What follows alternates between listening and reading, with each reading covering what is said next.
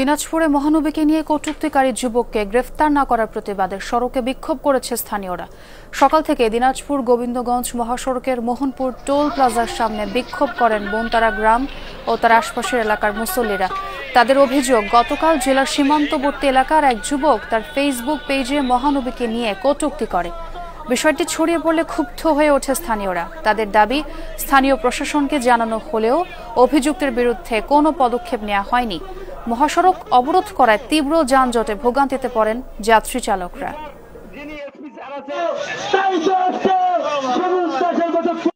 নবী সাল্লাল্লাহু আলাইহি সাল্লামকে নিয়ে কুরুচি মন্তব্য কটূক্তি করেছে, তার সকাল সন্ধ্যা 6টার মধ্যেই তাকে গ্রেফতার করে শাস্তির আওতায় সর্বোচ্চ শাস্তি নিশ্চিত করার জন্য তৌহিদি জনতার পক্ষ থেকে আমরা প্রশাসনের প্রতি দৃষ্টি আকর্ষণ করছি।